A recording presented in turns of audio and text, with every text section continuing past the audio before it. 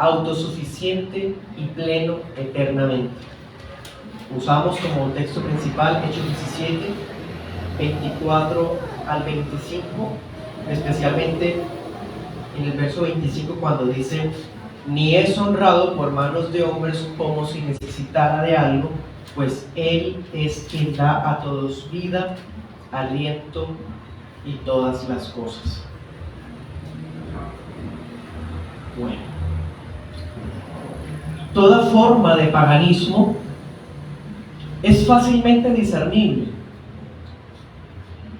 si tenemos claridad acerca de los atributos de Dios. Cuando hablamos de paganismo, el evangélico promedio tiende a pensar en las religiones paganas. Se imaginan el budismo, el hinduismo y demás, los cuales sí son paganismo, pero no es solamente eso.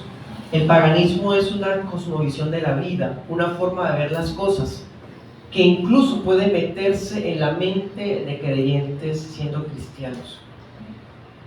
Paganismo es toda forma de mala comprensión acerca de la deidad, de la religión, de la espiritualidad, de todo aquello que Dios en su palabra ya nos ha provisto. El paganismo es fácilmente discernible cuando tenemos claridad de los atributos de Dios. Todo lo que hemos estudiado hasta este punto nos da claridad para poder darnos cuenta cuándo se está adorando y conociendo a Dios genuinamente y cuándo simplemente es una repetición más bien tradicional, pero no personal, ni basada en la verdad, sino basada en sentimientos o emociones. Hoy vamos a ver la aceidad. Y a propósito de la aceidad, una manera de usted percatarse que algo está relacionado con el paganismo es que se le asigna a la divinidad algún grado de dependencia con el universo. El paganismo se caracteriza por eso.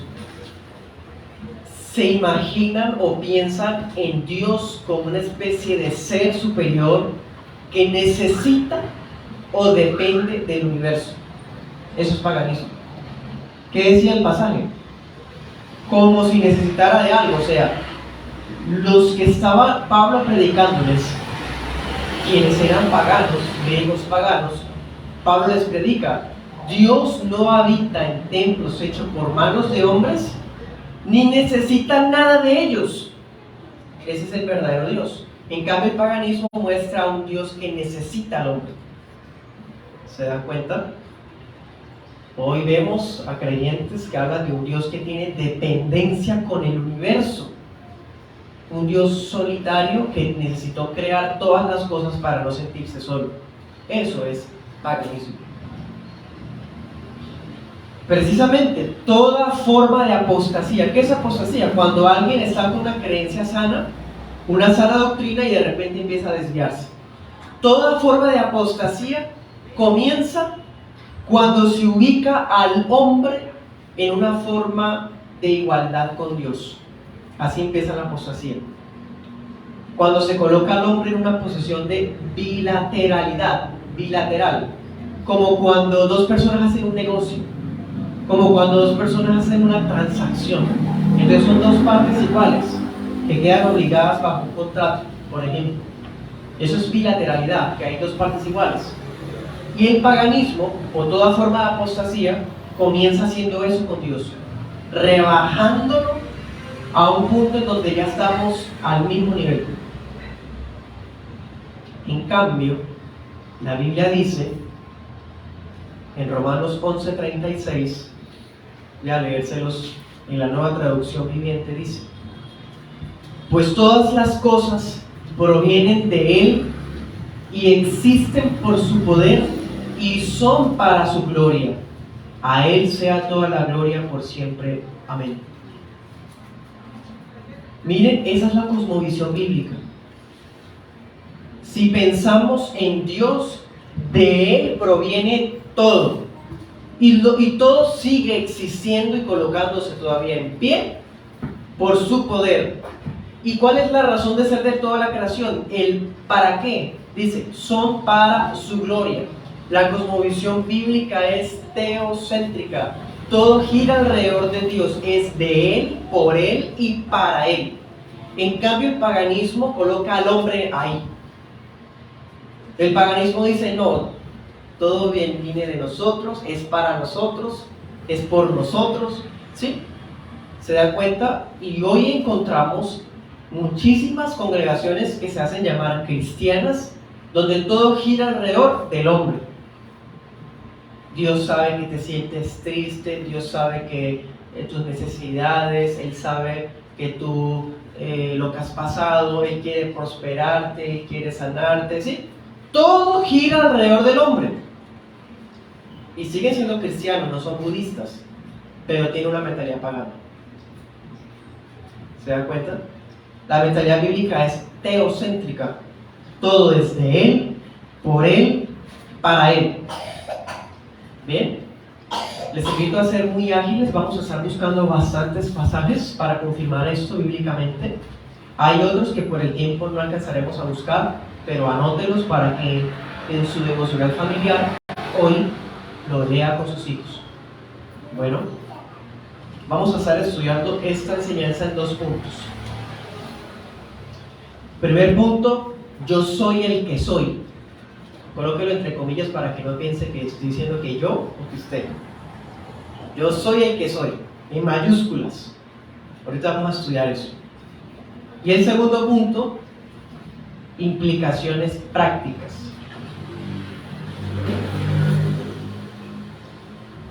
¿Listo?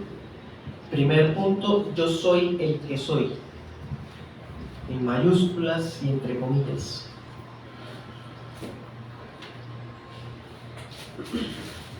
¿Qué es la aceidad de Dios?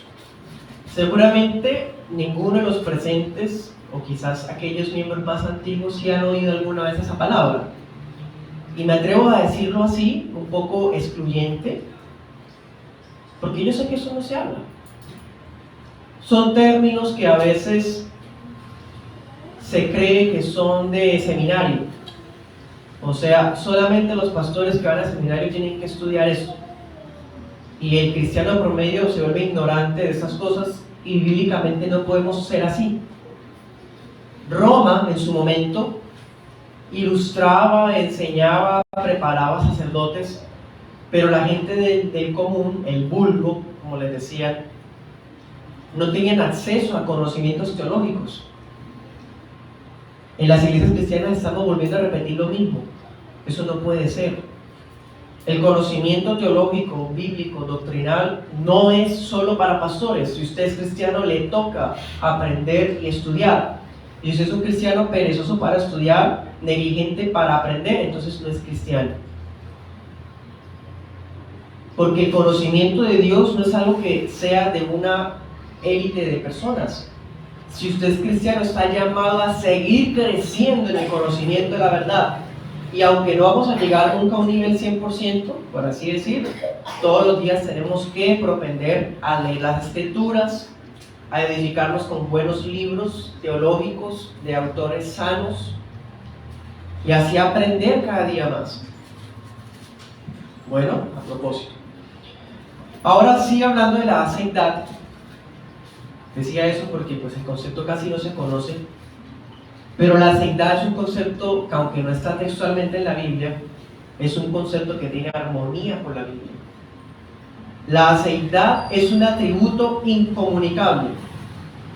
Significa que solamente Dios es hace. Aceidad, hace. Vamos a ver todo eso hoy. Solo Dios es hace. Nada más es así. Ese atributo es un atributo esencial de Dios, es lo que lo hace Dios, por así decir. Ni los ángeles ni las criaturas, no existe nada que tenga la aceidad.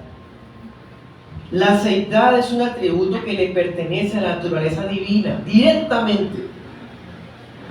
Y es el concepto que usamos para describir a Dios, que Dios es hace. ¿Qué es eso? Que Dios es eternamente autoexistente. Eso es, Dios es hace, la aceidad, la autoexistencia de Dios. Dios no necesita de nada para existir. Él es autoexistente, Dios es independiente. Eso es que Dios es así. Sin H y con S, así. Dios es eternamente autoexistente e independiente. No necesita, no depende de nada para poder ser, porque Él es. La Confesión de Londres del siglo XVII resume esto muy puntualmente. Abro comillas. Teniendo Dios en sí mismo y por sí mismo toda vida, gloria, bondad y bienaventuranza, es todo suficiente en sí mismo y respecto a sí mismo, no teniendo ninguna necesidad de ninguna de las criaturas que ha hecho, ni derivando ninguna gloria de ellas, sino que solamente manifiesta su gloria, su propia gloria en ellas, por ellas, hacia ellas y sobre ellas. Él es la única fuente de todo ser, de quien, por quien y para quien son todas las cosas. Cierro comillas. Es lo importante de tener una confesión, ¿no? Esta confesión es el resultado de decenas de maestros que trataron de sintetizar una creencia en un párrafo. Y esto es magnífico, ¿cómo lo resume? Eso es la seidad. En sí mismo y por sí mismo tiene toda vida. Es todo suficiente en sí mismo respecto a sí mismo. No tiene necesidad, no deriva gloria de nada. Es la fuente de todo sin tener fuente en nada. Eso es aceitado. Génesis 1:1, ¿qué dice? En el principio creó Dios los cielos y la tierra. Dios es, Dios ha sido y Dios siempre será. No hubo algún tipo de origen o algún tipo de desarrollo en su ser para lograr su existencia. No existe nada fuera de Él mismo de lo cual Él dependa o de lo cual participe para seguir existiendo. Él es el creador increado. Génesis 1:1. Él es eterno, sin principio ni fin. Salmo 92.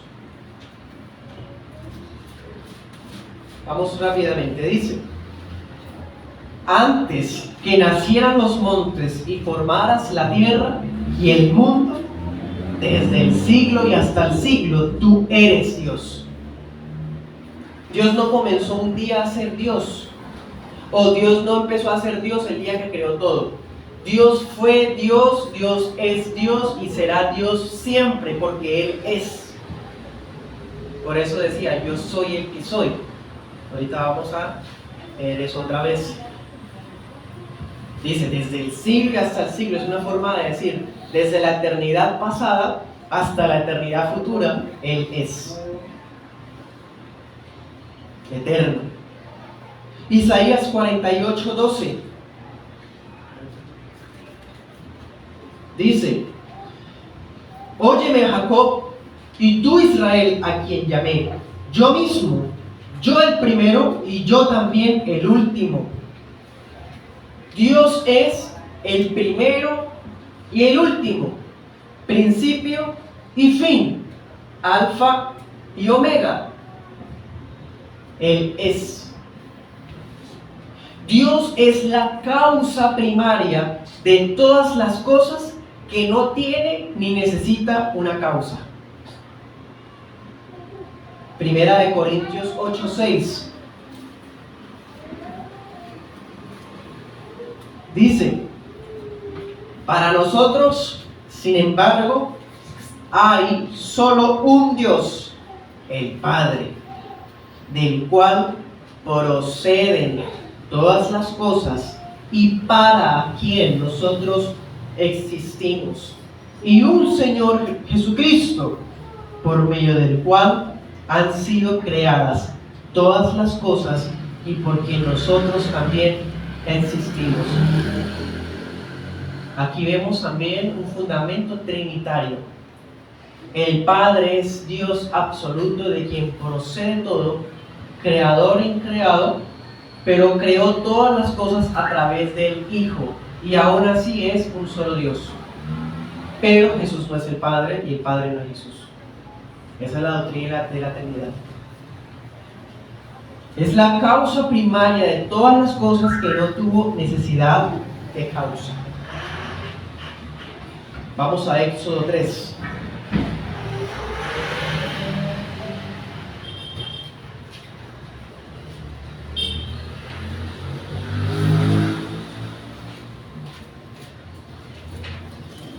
Éxodo 3, 15.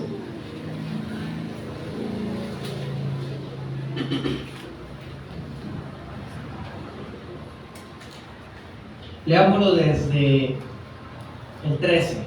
Dice: dijo Moisés a Dios: si voy a los israelitas y les digo, Jehová, el Dios de sus padres, me ha enviado a ustedes, me preguntarán, ¿cuál es su nombre? Entonces, ¿qué les responderé? 14. Respondió Dios a Moisés: yo soy el que soy. Y añadió: así dirás a los hijos de Israel, yo soy, me envió a ustedes. Además dijo Dios a Moisés: así dirás a los israelitas, Jehová, el Dios de sus padres, el Dios de Abraham, el Dios de Isaac y el Dios de Jacob. A propósito, 3 veces, me ha enviado a ustedes. Este es mi nombre para siempre. Con él se me recordará por todos los siglos. ¿Cuál? Yahvé, Jehová, que está entrelazado íntimamente con la expresión yo soy el que soy. Ese día, ustedes se acuerdan, Moisés estaba pastoreando unas ovejitas, las ovejas de su suegro, y él a lo lejos ve una zarza, un palo, hermanos, allá en el desierto seco. Eso era algo común. Eso lo vimos cuando pasamos por Éxodo 3. Era algo común. Uno va a ir por el desierto y de repente ve una que otra mata echando humo, se quema por el calor intenso que hay. Incluso en épocas de sequía en Colombia suceden incendios naturales, se provocan por el calor intenso. Lo mismo ocurría con las zarzas. Pero a él le llama la atención porque quizás él tiene ahí un buen rato y sigue habiendo fuego y esa zarza no se ha chamuscado, no se ha consumido, no está hecha cenizas. Y él dice: eso es extraño, ¿qué está pasando? Y va y se acerca. Y ustedes se acuerdan que cuando él se acerca, el Señor le dice: no te acerques, quítate el calzado de los pies, porque el lugar en el que estás santo es. Y él se tapa el rostro porque sabe que es Dios. Hermano, eso que está viendo ahí en esa zarza enseña la aceidad de Dios. Como el fuego de la zarza, así es Dios. No me malentiendan, no significa que Dios sea un fuego o una zarza encendida, de ninguna manera. ¿Qué necesita el fuego para seguir ardiendo? Un combustible, ¿cierto? Algo que quemar. El fuego necesita quemar algo para poder existir. Pero este fuego no estaba subsistiendo en la rama seca de la zarza, sino que seguía ardiendo, ¿sí? Eso fue lo que le llamó la atención a Moisés. Eso es la aceidad. Como el fuego de la zarza, que no dependía de las ramas secas para subsistir, el ser divino reveló su naturaleza completamente autosuficiente a Moisés. Por eso le dice: yo soy el que soy. Y cuando decimos Jehová o decimos Yahvé, estamos diciendo eso, el nombre, yo soy el que soy, el nombre de Dios.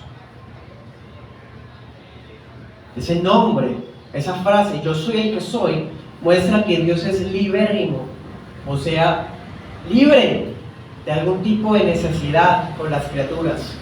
Dios es independiente de ellas. Dios es autoconsistente. Pero ¿qué hace el paganismo? El paganismo coge un versículo como estos y le enseña a la persona la importancia del yo. La verdad está en su interior. Yo soy el que soy, tiene el misterio revelado. Miren cómo es de diabólico el tema.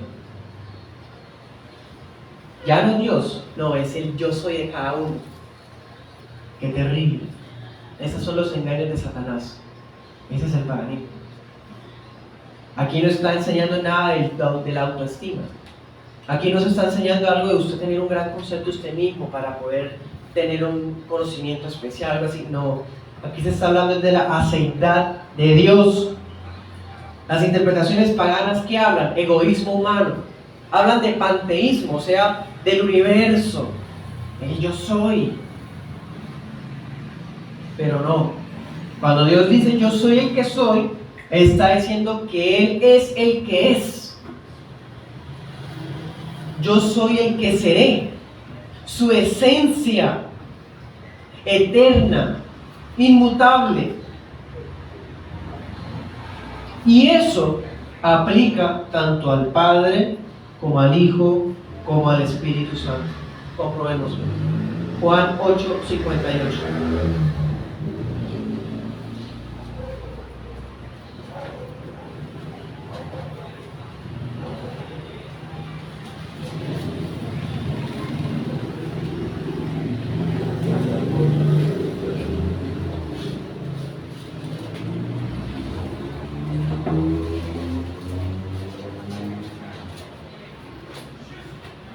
Jesús les dijo, de cierto les digo, antes que Abraham fuera, yo soy.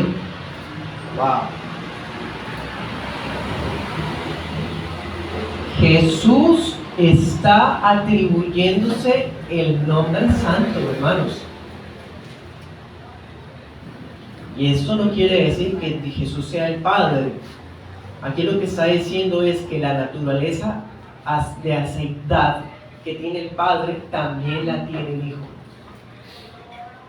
Miremos otro versículo, 5:26.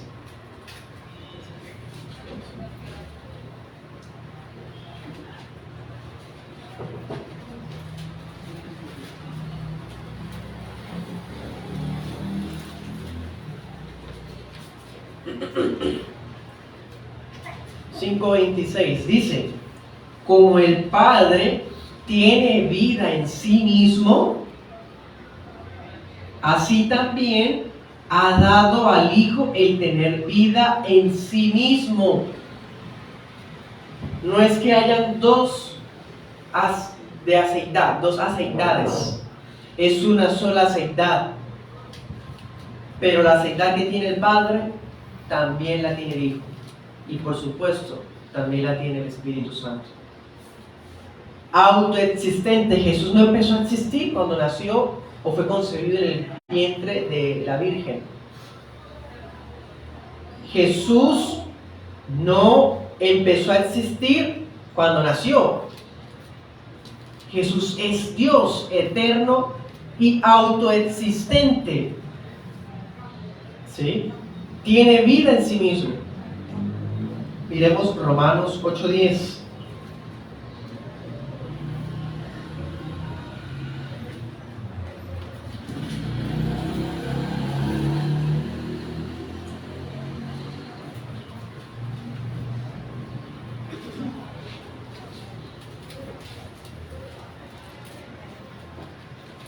En la parte final dice algo de lo cual podemos implicar que también aplica al Espíritu Santo. Dice, el Espíritu vive a causa de la justicia.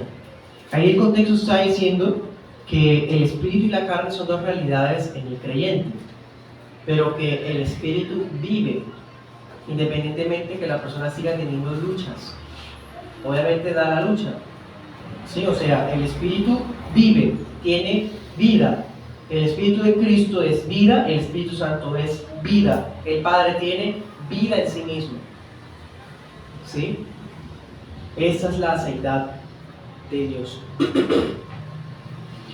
Ahora, el mundo, hablemos del mundo. el cosmos, el universo. El mundo no es autocausado, el mundo no es eterno, tuvo un principio, dice, en el principio creó Dios. El mundo no es algo que está y va siempre a permanecer. Dios ha decretado que va a haber un fin de todas las cosas. El mundo no es una cosa simple. Eso lo vimos cuando vimos la simplicidad. Dios es simple porque no tiene partes o composición. Pero el mundo sí tiene partes y composición. Hay átomos, hay elementos químicos. Bueno, cada cosa está hecha de otra y esa otra está hecha de otra cosa y así sucesivamente, en un factor casi infinito. Esos son seres compuestos, la creación es compuesta, Dios es simple, Dios es, no tiene partes. En cambio, las cosas creadas sí tienen partes, sí tienen composición. Por lo tanto, Dios es la causa y el mundo no puede ser la causa porque el mundo es dependiente. El mundo es dependiente, Dios es independiente. El mundo es cambiante, los estados de la materia, etc. Dios siempre es el mismo, inmutable, nunca cambia. Bueno, Dios es un ser autoexistente que está por fuera del mundo, eficiente, inteligente, es la causa de todas las cosas. Dios es el único ser necesario, supremamente perfecto. Todo en últimas depende de Dios, pero Dios no depende de nada, porque Él es. Dios no deriva su ser ni su conocimiento de nada. Dios no aprende nada, porque Él es la sabiduría misma. Miremos Isaías 40:13.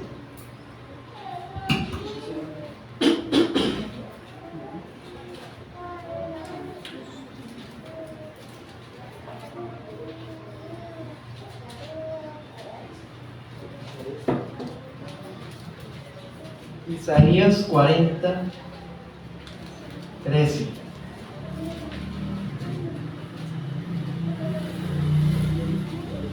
Leámoslo hasta el 16. Dice: ¿quién examinó al Espíritu de Jehová o le aconsejó y enseñó? ¿A quién pidió consejo para poder discernir? ¿Quién le enseñó el camino del juicio o le dio conocimiento o le mostró la senda de la prudencia? He aquí, las naciones son para él como la gota de agua que cae del cubo, y como polvo menudo en las balanzas le son estimadas. He aquí, las islas le son como polvo que se desvanece.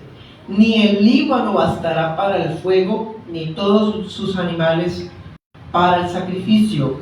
Como nada son todas las naciones delante de él. Para él cuentan menos que nada, menos que lo que no es.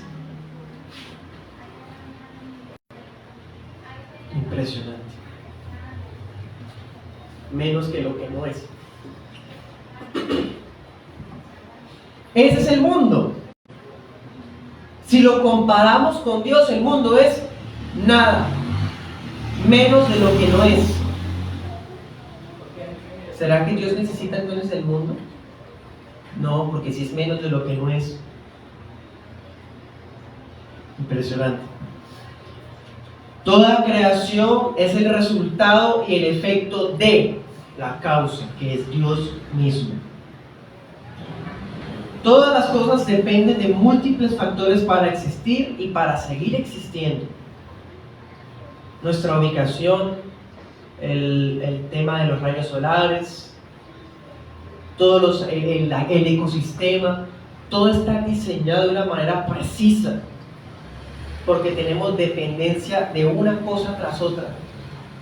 Por ejemplo, nosotros necesitamos agua, necesitamos alimentación, necesitamos dormir bien, etcétera, infinito, para poder subsistir. Incluso,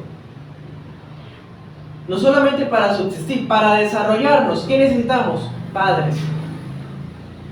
Los bebés son completamente dependientes, no podrían subsistir estando solos. Para poder desarrollarnos dependimos de padres, para cosas tan sencillas como las necesidades o para limpiarnos a nosotros mismos. Nunca pudimos, dependientes. Ahora, fuimos creciendo y nos volvimos independientes. No, ese es el sueño de todo inconverso, ser independiente. Porque el cristiano sabe que jamás es independiente. Por ejemplo, necesitamos de cierta forma la familia, los amigos, compañeros de trabajo. Cualquiera sea la posición donde estemos, siempre estaremos con más personas, de las cuales habrá un grado de necesidad y dependencia. Nuestras propias capacidades pueden ser desarrolladas, pueden ser perfeccionadas, dependen del ambiente en el que estemos, de la formación que tengamos, de las habilidades que tengamos. Si lo hago entender, somos seres compuestos, dependemos de muchas cosas, necesitamos otras personas y somos seres que podemos mejorar. Pero Dios ni tuvo comienzo, ni depende de nadie, ni puede mejorar, porque Dios es Dios. Dios es hacer. En resumen, nosotros somos vanidad. La Biblia dice que somos un soplo. Un soplo. Somos vanidad mientras Él es todo sublime. Cito al doctor Gruden, abro comillas. La diferencia entre la criatura y el creador es una diferencia inmensamente vasta, porque Dios existe en un orden fundamentalmente diferente. No es simplemente que nosotros existimos y Dios siempre ha existido. Es también que Dios necesariamente existe en una manera infinitamente mejor, más fuerte y más excelente. La diferencia entre el ser de Dios y el nuestro es más que la diferencia entre el sol y una vela, más que la diferencia entre el océano y una gota de agua, más que la diferencia entre el casquete polar ártico y un copo de nieve, más que la diferencia entre el universo y el cuarto en donde estamos sentados. Cierro comillas. No hay comparación, hermanos. No hay comparación. Y el que se atreve, Isaías le dice, menos que lo que no es. Tened en cuenta el paganismo como es de abajo, ¿no? En su concepción acerca de la deidad. Un Dios que necesita, que depende, un Dios solitario, un Dios dependiente. Ese no es Dios. Dios te dice que te ama y que no pudo vivir sin ti, por eso vino a este mundo, vino por ti. Blasfemia. Es que Dios nos amó tanto, Él vino por nosotros porque no pudo sostener la idea de no ser adorado por nosotros. Blasfemia. Por el contrario, por voluntad de Dios todo existe. Por generosidad de Dios todo sigue existiendo. Apocalipsis 4:11.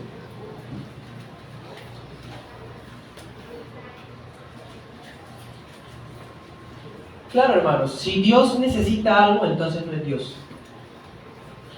Decía el apóstol Pablo ahorita, Dios no tiene necesidad de nada, de nadie de nosotros. Y Apocalipsis 4:11 dice, Señor, digno eres de recibir la gloria, la honra y el poder, porque tú creaste todas las cosas y por tu voluntad existen y fueron creadas. Ni siquiera solamente que Dios creó todo, no. Dios creó, pero siguen subsistiendo porque Él con su palabra las sigue sosteniendo.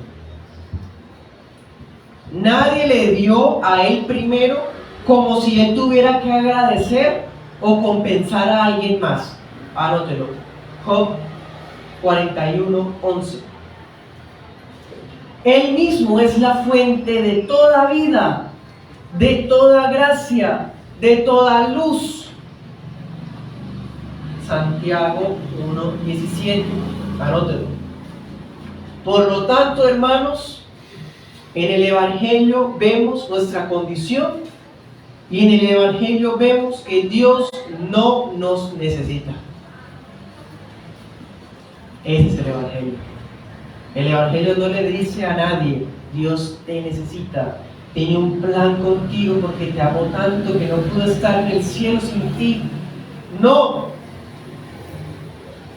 Dios no nos necesita. Ni siquiera nos necesita para cumplir sus propósitos.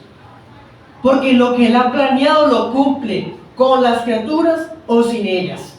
Sobre ellas, como sea, hermanos. Él las cumple, sus fines, sus propósitos, sus planes. Ninguna creación suma algo a su ser. Ninguna creación suma nada a su gloria. Él no es más Dios el día que creó todo. Él siempre es Dios. Ni tampoco creó los ángeles o a nosotros para que lo alabemos porque antes no era alabado. No, Él era toda gloria en sí mismo. Él fue plenamente completo, plenamente satisfecho, plenamente suficiente cuando estaba solo en la eternidad antes de crear todas las cosas. ¿Qué estaba haciendo Dios antes de crear todas las cosas? Ser Dios, autosuficiente en sí mismo, como lo sigue siendo hoy y lo será para siempre. Vamos a mirar segundo punto, implicaciones prácticas de esto.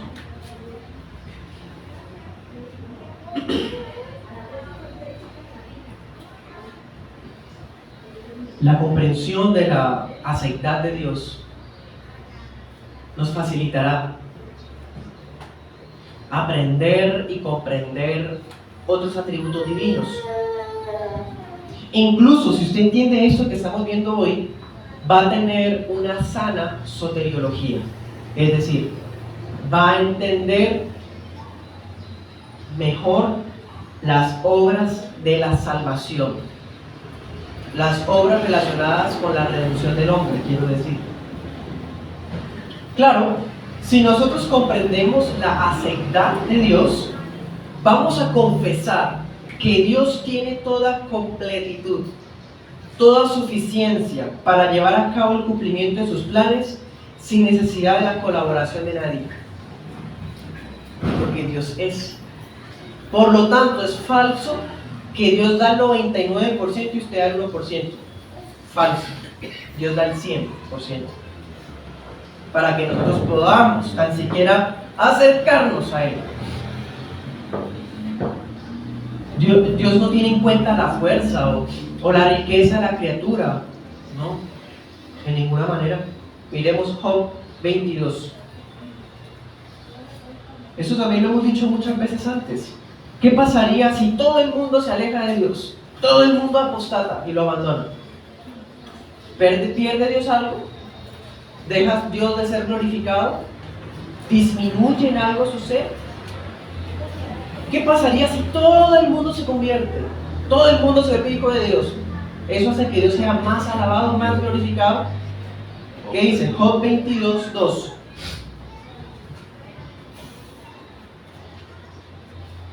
Dice, ¿podrá el hombre ser de provecho a Dios? Si acaso, solo para sí mismo es provechoso el hombre sabio. ¿Le satisface al omnipotente que tú seas justo? ¿Le aprovecha de algo que tú hagas perfectos tus caminos? Dicho de otra manera, ni pienses que por tu ser bueno o por tu ser malo le sumas o le restas algo a Dios. Más bien, si tú eres malo, tú la pagas. Si tú eres bueno, también. ¿Sí? Más o menos la idea que expresa. En otras palabras, Dios no depende de nadie.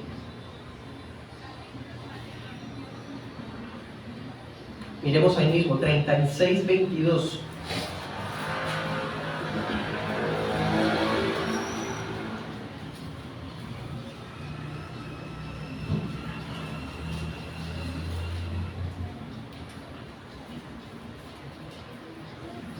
Bueno, en ese pasaje, Eliú dice, con las nubes encubre la luz, las interpone y le manda que no brille, dando a entender que si Dios quisiera se oculta y no se da a conocer a nadie, ¿y qué? Sigue siendo Dios. sigue brillando infinitamente más que 1000 soles, aunque nadie lo vea. Entonces, hermano, implicaciones, más implicaciones. La primera, no necesita la colaboración de nadie para cumplir sus planes. Segunda implicación, no necesita nada de nosotros. Dios no necesita ofrendas, cantos, obediencia, caridad. Lo que sea que usted pueda hacer, Dios no lo necesita porque Él es Dios. Si algún provecho hay, lo es para nosotros mismos, como lo acabamos de comprobar. Nada de estas cosas que nosotros hagamos alimenta a Dios. Por ejemplo, antes los sacrificios. En el paganismo, los sacrificios eran la comida de los dioses. Y si no se les daba comida, se ponían bravos. Y cuando se enojaban, entonces venían catástrofes, terremotos, tormentas. Con Dios no era así. Porque Dios exigía sacrificios no para comer, sino para usar la sangre de ellos como inocentes para pagar por los culpables. O sea, eso era un anticipo de lo que Jesús iba a hacer mientras venía. Miremoslo. Salmo 50:10.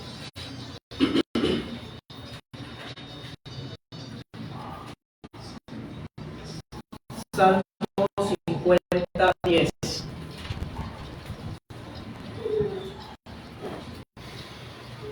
Veámoslo desde el 9. Dice: no tomaré de tu casa becerros ni machos cabríos de tus apriscos, porque mía es toda bestia del bosque y los millares de animales en los collados. Conozco todas las aves de los montes, y todo lo que se mueve en los campos me pertenece. Si yo tuviera hambre, no te lo diría a ti, porque mío es el mundo y su plenitud. ¿He de comer yo carne de toros o beber sangre de machos cabríos? Hermanos, no necesita, no depende. Él usa un lenguaje, ¿no? Si tuviera hambre, ni siquiera te lo diría. No significa que Dios tenga hambre, ¿no? Solamente es una forma de decir que es independiente. Por el contrario, hermanos, Dios no necesita nada de nosotros, nada lo beneficia, sino que de lo recibido de la mano de Él, eso es lo que nosotros le damos. Porque nada de lo que podamos ofrecerle es algo que no esté previamente bajo su dominio.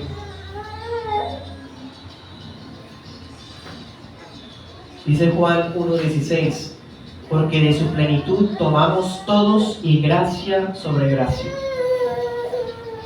Entonces, hermanos, Él es todo y más de lo que necesitamos. Tercera implicación. Podemos decir con el salmista: en tu presencia hay plenitud de gozo. En tu presencia hay plenitud, porque si eres todo suficiente en sí mismo y yo soy hijo de Dios, Él me está diciendo que yo puedo hallar toda suficiencia en Él y no en nada creado. La verdadera felicidad entonces es conocer a Dios, el Dios que no tiene causa y que no depende de nada. Pero si colocamos nuestra dependencia en cosas creadas, en criaturas, las criaturas son cambiantes, son dependientes de otras cosas. Hemos conocido el inmenso amor de Dios en Cristo, Efesios 3:19. Así que la aceidad, Efesios 3:19, la aceidad nos lleva a estar contentos en medio de la escasez económica. Segunda de Corintios 3:5. Nos lleva a estar contentos en medio de la enfermedad. Segunda de Corintios 12:9. ¿Se acuerdan? Decía: bástate mi gracia. Podemos exclamar con el salmista: ¿quién tengo yo en el cielo? Solo a ti. Estando contigo, nada quiero en la tierra. ¿Por qué? Entendió la aceidad de Dios. Otra implicación, y me sirve como una aclaración también, el hecho de que nos comparemos con Dios y de menos que nada, menos de lo que no es, no significa que la creación o el ser humano sean insignificantes o despreciables. No estamos queriendo decir eso. Por el contrario, el hecho de haber sido creados por Él con la finalidad de darle gloria por siempre, le infunde a la creación un significado. Tenemos un significado. Si entendemos la deidad de Dios, entendemos por qué Dios creó todas las cosas, el para qué, vamos a tener el significado de nuestra existencia, porque Él nos creó para su gloria. Esa es la razón de ser y la finalidad del hombre. ¿Cuál es la finalidad principal del hombre? Glorificar a Dios y disfrutar de Él para siempre. ¿Cuánta gracia podemos ver al contemplar que fuimos hechos a su imagen y semejanza? Pero cuánta mayor gracia vislumbramos que a pesar de nuestra terrible traición nos prometió redención, y una redención por medio de la cual hay un deleite. Dios se deleita con nosotros, no porque lo necesita. Ya vimos la impasibilidad, ¿no?, para entender esto bien. Eso es de mera gracia. Un Dios que es todo feliz consigo mismo por siempre, pero creó criaturas para que disfruten de Él. Y Él se deleita en que nosotros nos deleitemos en Él.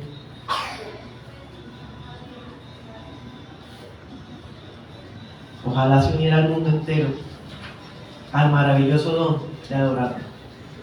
Oremos.